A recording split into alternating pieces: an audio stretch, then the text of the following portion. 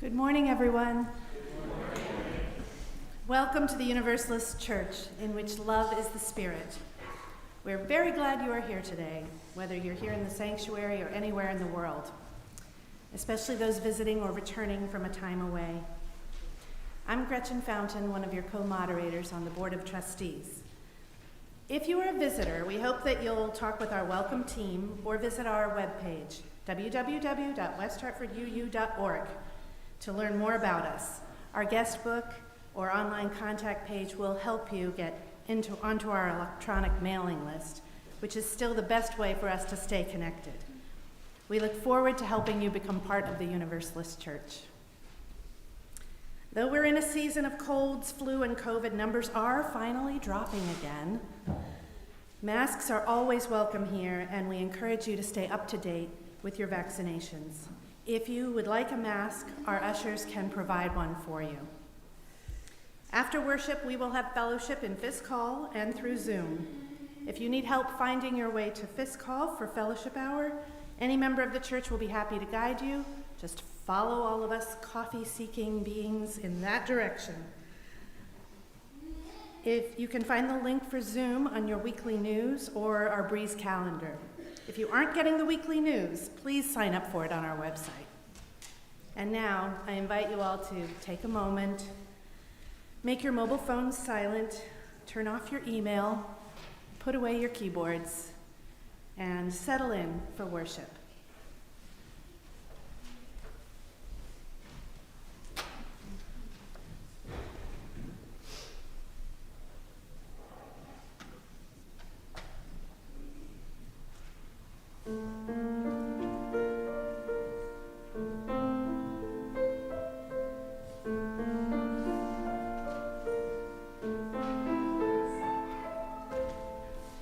When the lights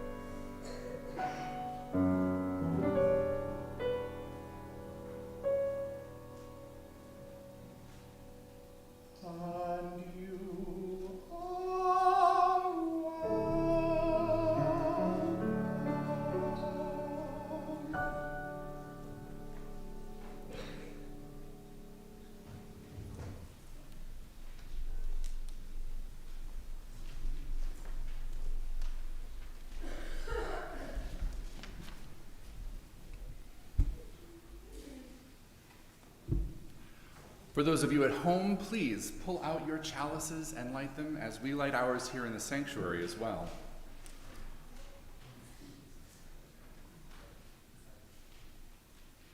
And we light this chalice holding in mind that our chalices, the chalices of our hearts and our spirits, hold all of who we are. Our goodness, and the parts of us that are still learning to be good. Our wisdom, and the foolishnesses that we cannot yet let go. Our love, and the places we have not yet allowed love to go within and beyond us.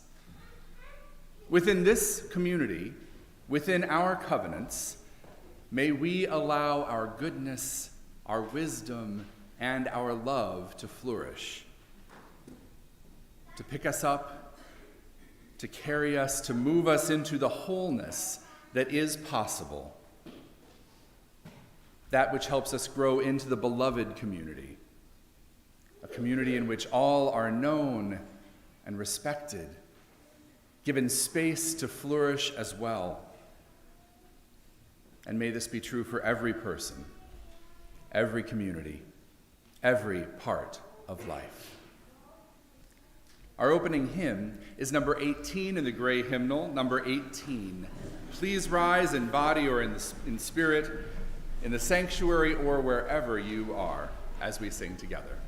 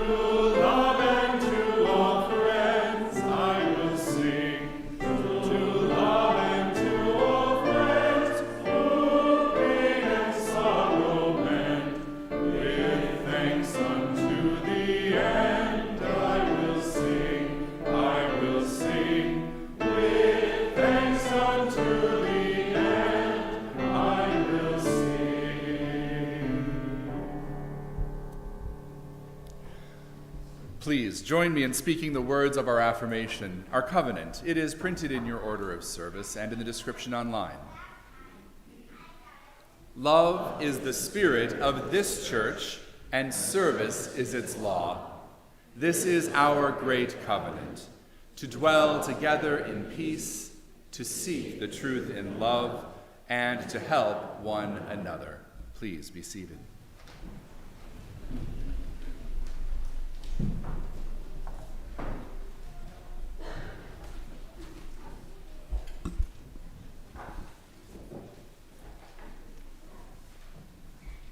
So I see a little bit of red today, a little bit of pink and some purple, all those colors that signify love. So I wanted to share with everyone the idea of different kinds of love. So the ancient Greeks loved love so much, they talked about 4 different kinds. And if we could just repeat, so eros, storge, philia, agape. How many recognize at least one of those words? Okay. So eros is like the love between 2 parents or a couple of folks who are dating.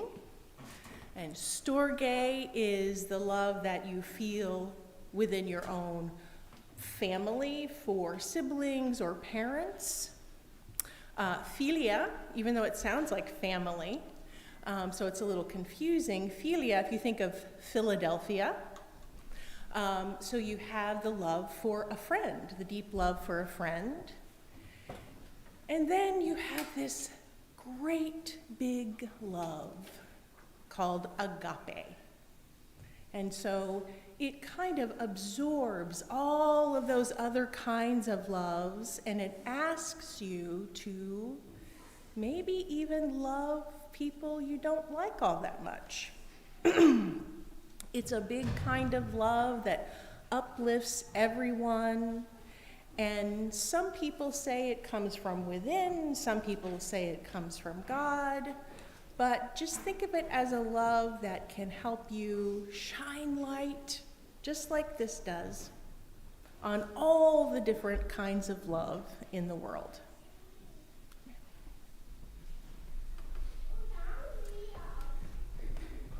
The song that we will use to sing our children and their teachers out to their classes is number 413 in the gray hymnal.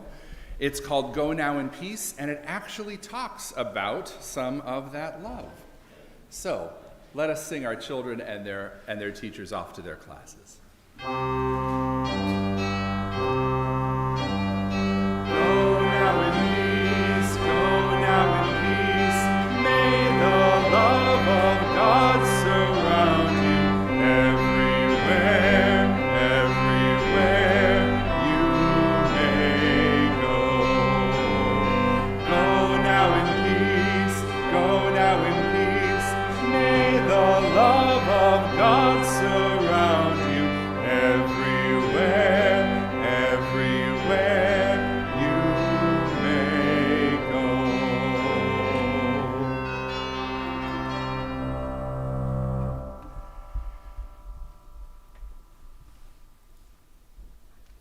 I wish there were a way to work the word agape into that song a little more effectively, just to kind of hammer that point home. Our universalist love is that massive, all-consuming, all-embracing love of agape. And in that spirit, we gather our offering each week. And then we give half of it away into the world to do the work that we might not be able to do ourselves, but we know matters so much. When you offer your time, talent, and treasure here, you help us serve our members, friends, and wider community. And as part of that service, we do share our offering each week. This month, we're sharing it with Black Lives of Unitarian Universalism, also known as BLUU. BLUU was founded in 2015 at the Movement for Black Lives convening in Cleveland, Ohio.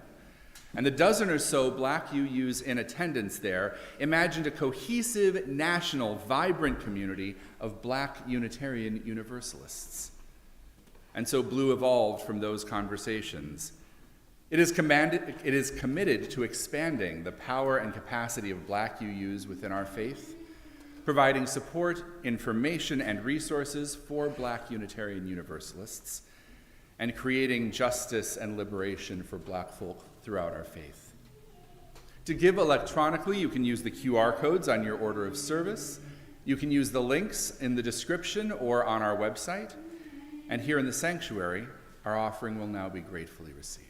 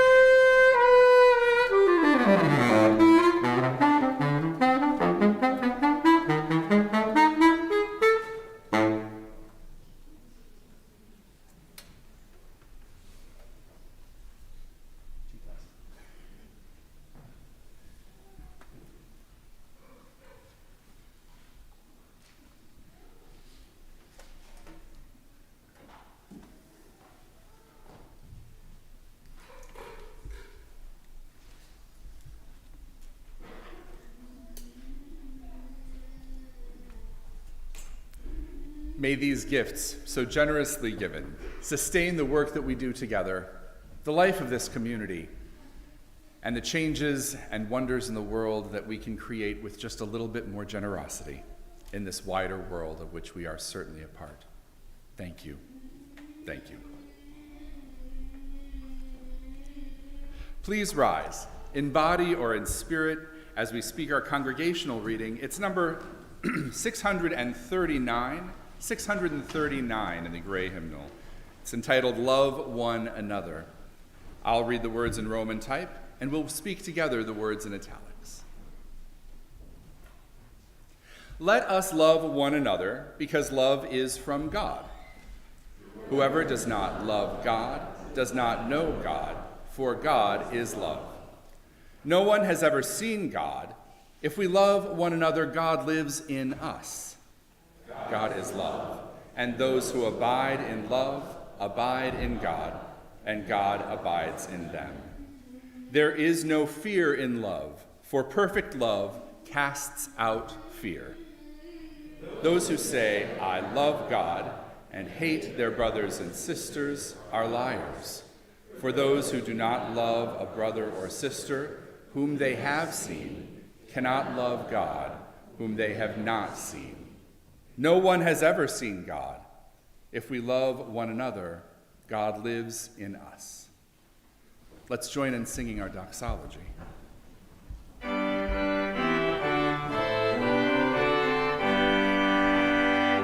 Praise God for love we all may share. Praise God for beauty everywhere. Praise God for hope of good to be.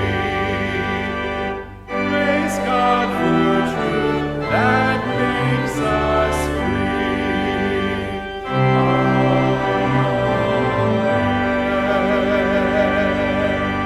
Amen. Please be seated.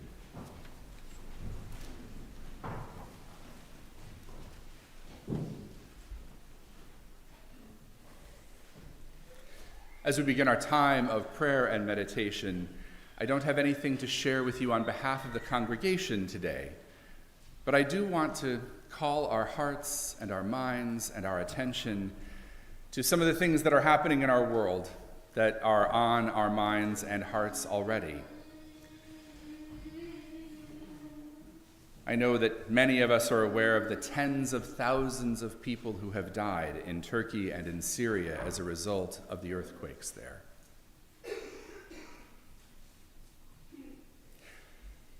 I know we continue to be aware of the war in Ukraine. We cannot help but be aware of the challenges that happen here in our own country as well. In addition to the problems of racism and mass violence, now we have an environmental problem in Ohio that is profound, with flames and poison gases as a result of a train derailment. Let us hold all of the people and the lands that are suffering under these problems.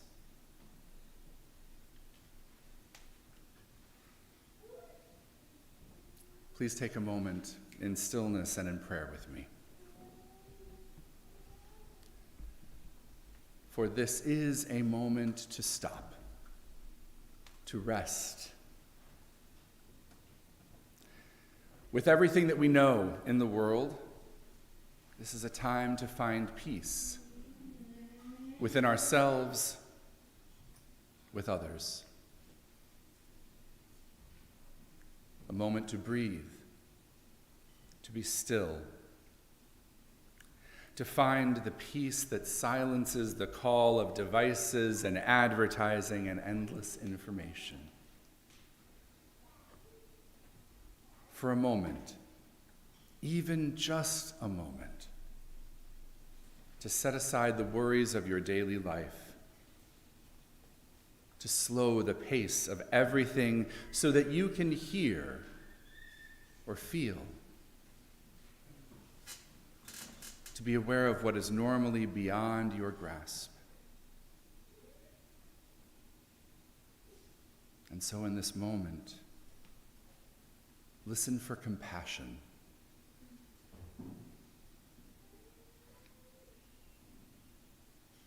Open yourself to hope.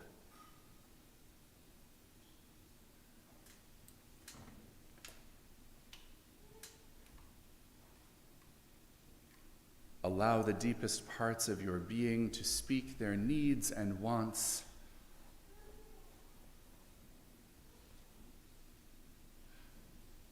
Allow yourself to know surprise, contentment, joy.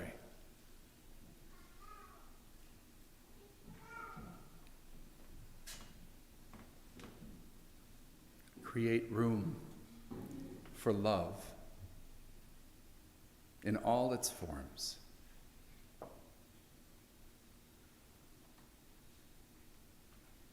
Let us take a moment in stillness together to attend to that which is normally beyond our awareness.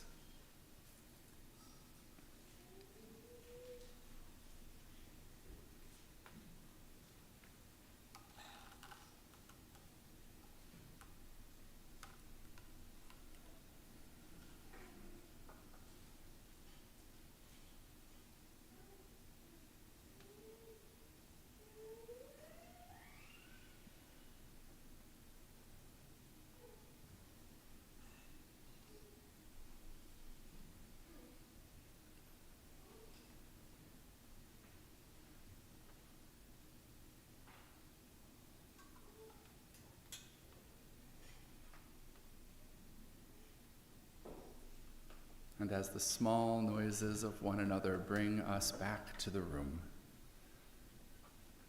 allow yourself to offer forgiveness, to imagine seeking reconciliation,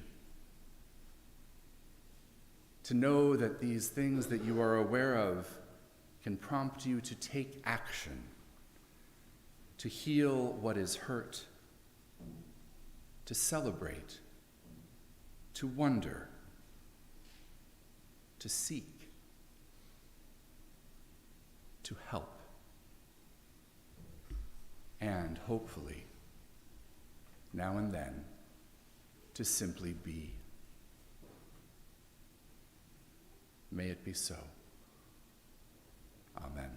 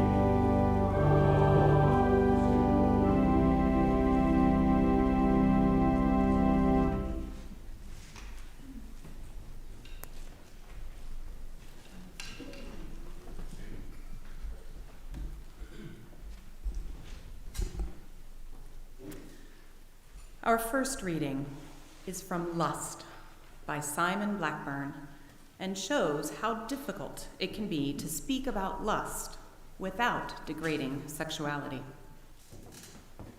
Immanuel Kant writes, "Love, as human affection, is love that wishes well, is amicably disposed, promotes the happiness of others, and rejoices in it.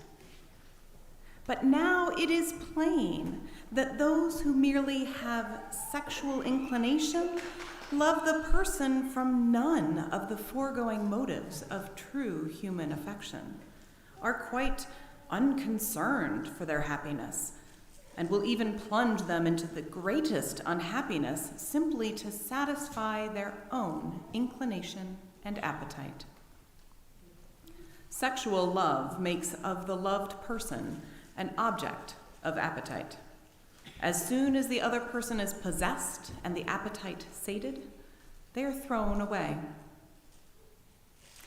In Kant's picture, lust objectifies the other person, using them as a mere means, a tool of one's own purposes. It is dehumanizing and degrading, and according to Kant, it is morally forbidden, since you may never use another person as a mere means to satisfy your own ends. Our second reading is from Anam Cara by John O'Donohue. Touch is one of the most immediate and direct of senses. The language of touch is a language in itself. Touch is also subtle and distinctive and holds within itself great refinement of memory. The world of touch includes the whole world of sexuality. This is probably the most tender aspect of human presence. When you are sexual with someone, you have let them right into your world. The world of sexuality is a sacred world of presence. The world of eros is one of the devastated casualties of contemporary commercialism and greed. We desperately need to retrieve gentle and sacred words of touch in order to be able to engage our full human nature. Touch offers the deepest clue to the mystery of encounter, awakening, and belonging.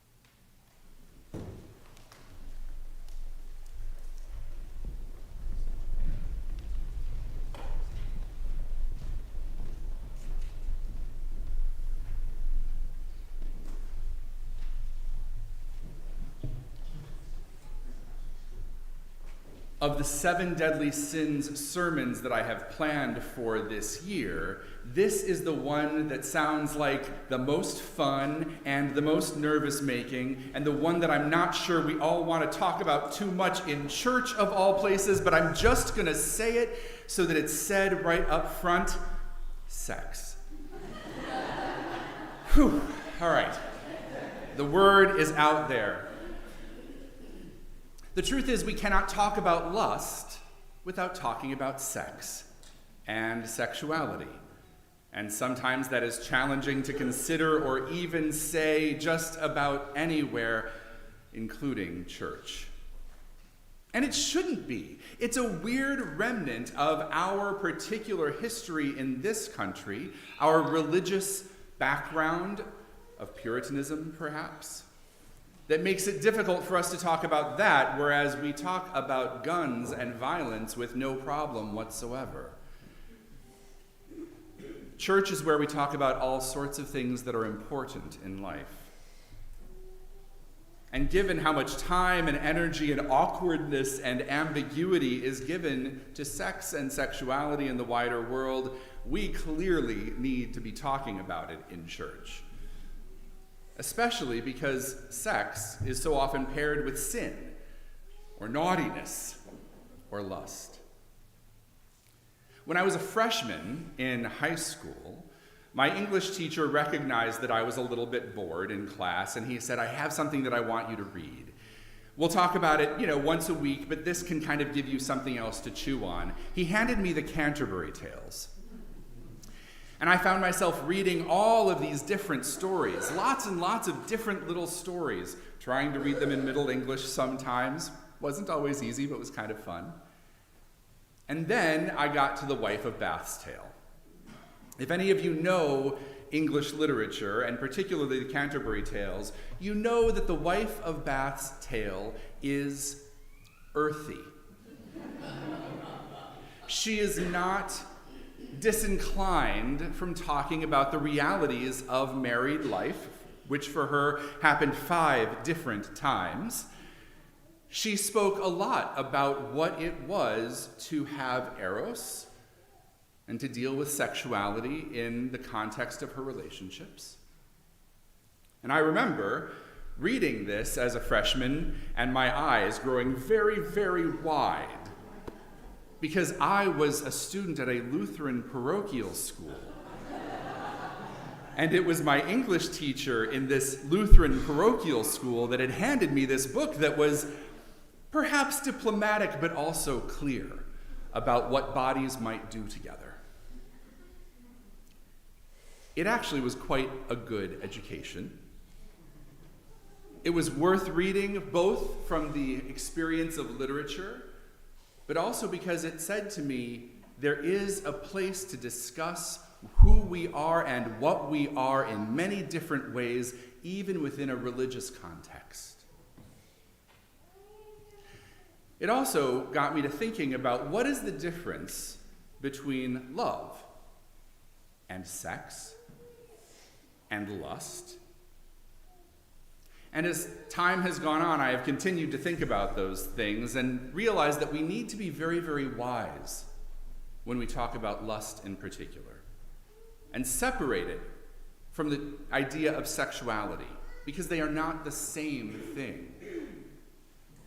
When I started preparing this, so many people that wrote about sexuality and lust were talking about them as though they were the same sort of thing, or that they really wanted to reclaim the idea of lust, which meant that they wanted it to be okay to be passionate and sensual and driven by desire. And if that's all that lust was, well, sure, that sounds like fun. Let's reclaim it. I am all for reclaiming the goodness of the pleasures of the body, whatever they might be. But I'm not terribly excited about domesticating or reclaiming this idea of lust, because it is the name for the sin of how desire can be broken or contorted or made profoundly selfish. So lust is known by the objectification of everything else in service of one's own pleasure. It is not the same as gluttony. Gluttony basically ignores what we are experiencing in the present in favor of everything else. It is the inability to appreciate what you have now. And then, therefore, to keep consuming and consuming and consuming because you're only thinking about what's next. But lust is the inability to see the value in anything except as it relates to your own satisfaction. And in that way, you can be overwhelmed by lust for many things. But I'm going to keep today's conversation on sexuality and relationships, love and desire, and the way in which they become twisted by selfishness. As Unitarian Universalists, we affirm publicly that sexuality is not just one thing, one framework, one simple set of behaviors. We recognize the goodness in many kinds of sexual orientation. We recognize that it is okay to not be particularly interested in sex and sexuality at all. We understand that there are many different ways to exist as people in relationship to this part of what it is to be human. And we can look throughout the ages to discover that people have approached it from a wide variety of points of view, no different than today. Sappho wrote beautifully about the desire between women. But at the same time, in ancient Greece, there were those advocating for and enjoying celibacy. In the Canterbury Tales, the wife of Bath speaks about sexuality as for pleasure and reproduction. And some of the other tales are clearly uncomfortable with the idea of sexuality in any way, shape, or form. It is not to be discussed, and better yet, hidden at all costs.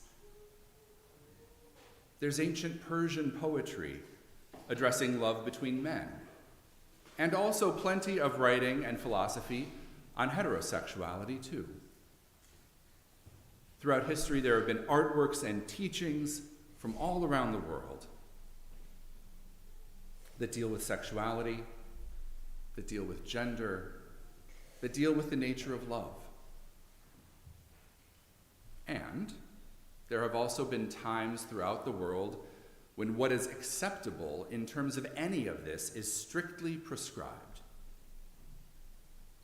Throughout the ages, people get nervous about sex and sexuality, and they become determined to make rules about whether one must be in a sexual relationship or not, and if so, how that relationship is made, how it occurs, and then with how many people, of what sexes and genders, and in what ways and what acts people may use in order to engage this part of human existence.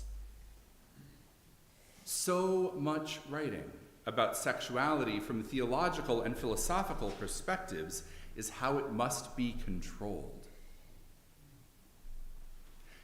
Perhaps some of you are familiar with the early Christian theologian Augustine. He did us no favors.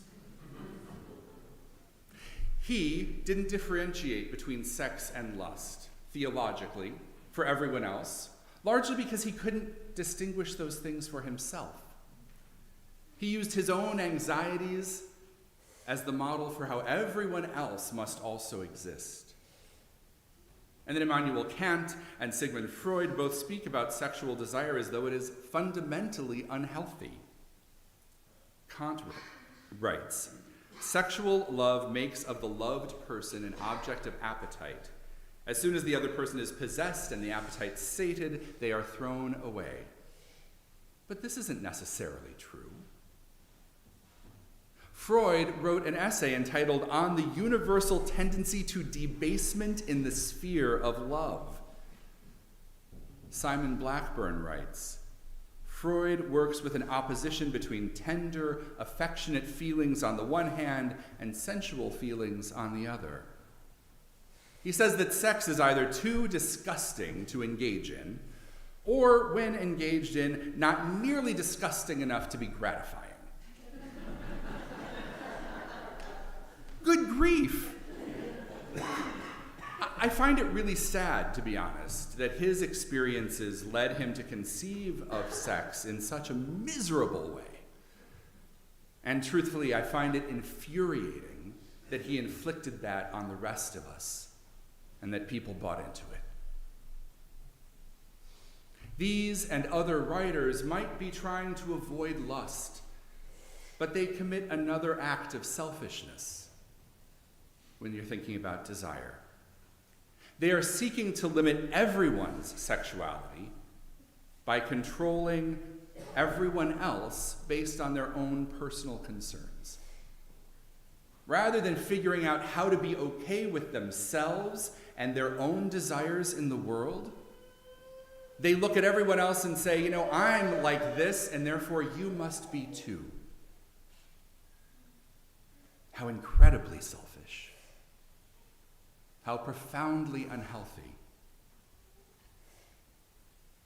And now we're stuck with these ways of thinking and acting and framing the world that perpetuate societal norms that are not healthy for everyone. And then for these writers and thinkers, in their own personal concerns, they have conflated sex and lust. Most of these same acts that can be done out of love can also be done in lust. But it's not about the acts. These two things are not about what we do. The existence and practice of sex and sexuality are not the issue, no matter how many religions or teachers or priests or governments try to say otherwise. I find it abhorrent and deeply sad that religion is so often the source of these kinds of teachings. I also know that it's not terribly surprising. Like mysticism, which religions also try to control, sexuality is experiential. It's not theoretical, it's not just in the mind, because it's of the body and the heart and the spirit. It is difficult to classify and understand. It's difficult to articulate, but it is very, very easy to moralize upon, to try to control that which seems somewhat uncontrollable. When religion gets it right, it recognizes that the problem with lust is how we treat ourselves and one another. Is it with respect, or is it with contempt? Is it seeing in another person or in the self something that is grand and glorious and worthy of love? Or is it just a matter of seeing something that can be used? When religion doesn't get it right, it is because sexuality is powerful. It can be overwhelmingly wonderful and lead us into joy and discovery and the deepening of relationship. But it also has the ability to push us to do foolish things, make some bad choices, date the wrong person, discover that perhaps we're not as civilized or as tidy as we imagine ourselves to be. It's a matter of biology, really. Animals in the throes of heat are virtually unstoppable. They will tear down fences to get to one another. And humans are not so far removed from that evolutionary impulse. And so it's not surprising that there are many who fear this force that is so unlike our reasoning minds. They're afraid that we cannot actually control ourselves, and yet we can. They fear that there must be hard boundaries put up so that they never have to think about the challenges and wonders and possibilities of sexuality. But we can do this. Because it is so primal, connected to hormones and instincts and parts of the brain we don't control, I can understand those fears and concerns. And when we're first learning about our bodies, say around junior high and high school in this way, right when I was reading The Wife of Bath, I noticed that it was challenging to think about these things. I hadn't thought about them before. I didn't know how to talk about it. I mean, my parents sat me down and said, look, you're going to have younger sisters. This is how that happened. I did understand the mechanics of it.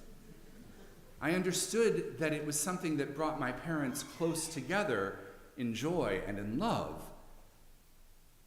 But to discover what was happening within my own body, I had to learn. I had to spend time figuring it out. And it was awkward, and it was uncomfortable, and it was powerful.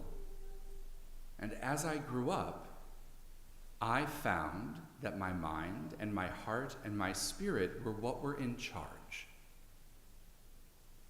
My body did not take over and turn the rest of me off. I could choose how I would be, and who I would be with, and in what ways.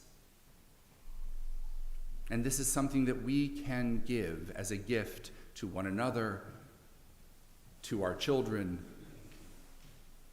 The understanding that this powerful thing that happens is something that is actually good and worthwhile and worth learning about. This is why we have Our Whole Lives as a program in the Unitarian Universalist Church. It's a program that not only teaches about sexuality and about bodies, but it teaches about relationships and respect and how we interrelate. That's what happens when religion gets it right. Sexuality asks us to experience through sensation, not through intellectualism. To go places in our minds and our bodies that most of us don't go to when we're simply going to work or the grocery store or to school. It asks us to pay attention to what it is to touch and be touched. And so John O'Donohue writes in Anam Cara, touch is one of the most immediate and direct of the senses. It includes the whole world of sexuality, perhaps the most tender aspect of human presence. When you are sexual with someone, you let them right into your world. And the world of sexuality is a sacred world of presence. Touch offers the deepest clue to the mystery of encounter, awakening, and belonging. Touch is not always sexual, of course, but it is always relational. It's a way of connecting with someone or something else. And so when O'Donohue says that touch informs us about sacred mysteries of being, that actually really rings true to me. It also tells me why I am so deeply insistent that sexuality and lust must be understood as different things in the world.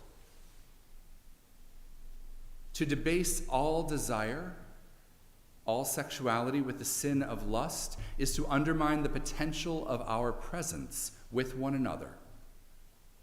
It is actually to fail in our covenants as Unitarian Universalists.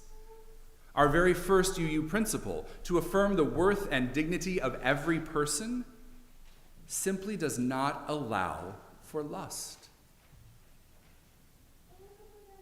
So, as a religion that has a practice of acknowledging different forms of sexuality as valid and good and affirming, that all people should have the ability to decide whether and how they will express their sexualities, we must avoid lust.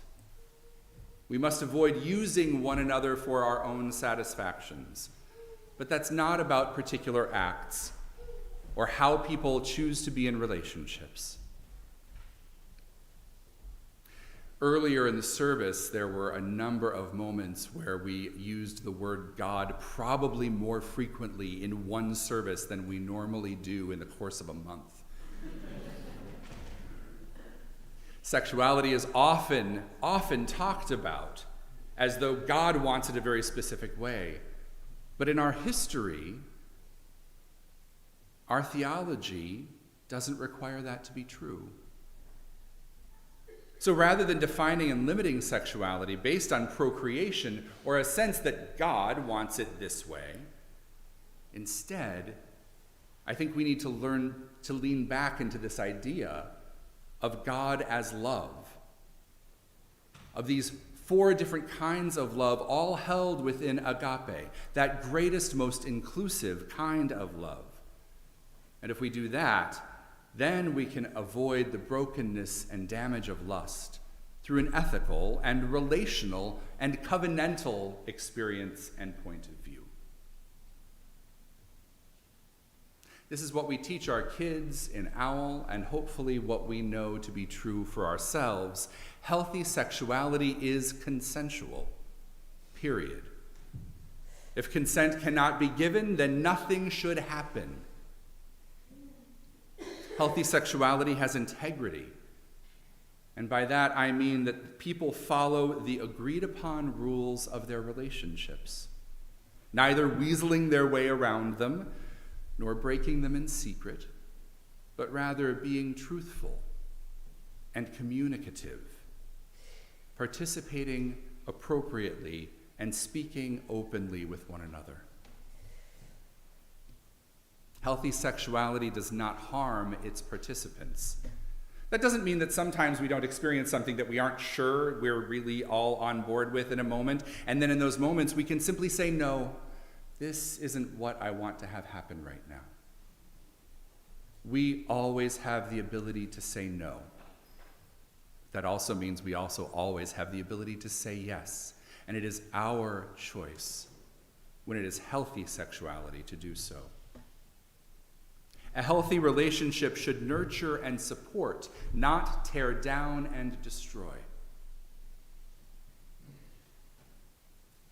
A healthy understanding of sexuality does not allow any one of us to say that based on our own hang-ups, concerns, uncertainties, anxieties, that everyone else has to do the same thing that we want so that we never have to know that something else is happening. We don't get to determine for everyone else in the world what their experience should be.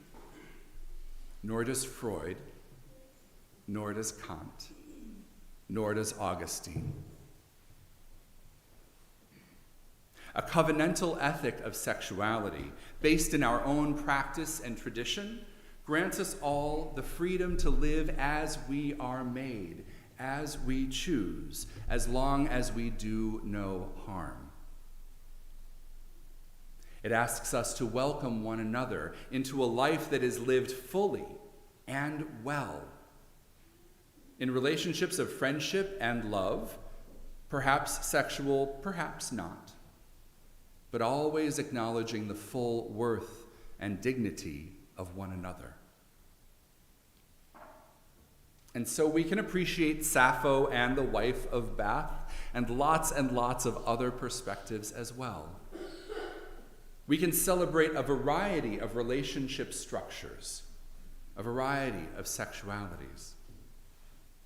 By bringing our religion to bear on our experiences of desire and sexuality and relationships, we can free ourselves from the selfishnesses and unhealthy limitations that others seek to place upon us. And I hope, free us from the selfishness of desire that we know as lust, too. Instead, may we, in whatever way we choose to exist with one another, always see each other as full human beings with worth and dignity and agency. Never for our own satisfactions, never just to be used, but instead to be celebrated and loved and known. May it be so. Our closing hymn is number 1029 in the BLUU hymnal, number 1029, Love Knocks and Waits for Us to Hear. Please rise in body or in spirit.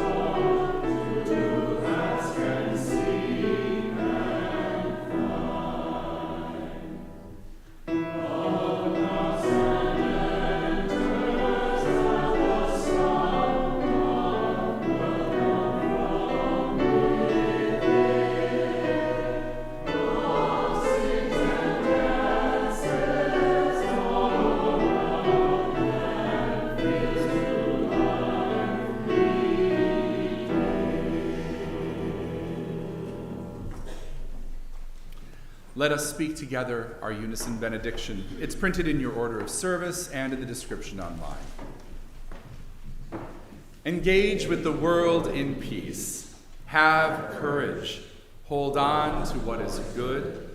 Return to no person evil for evil. Strengthen the faint-hearted. Support the weak. Help the suffering. Honor all beings. Please be seated and remain for our post.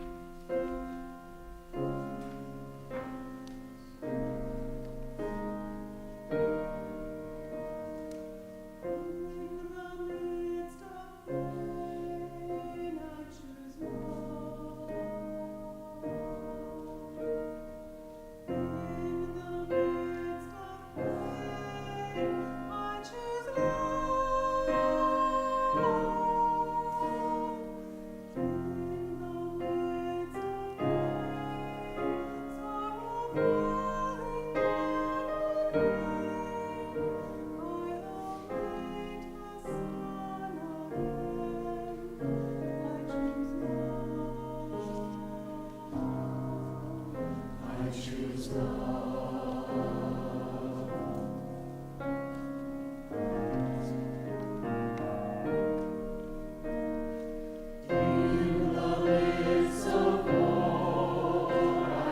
peace.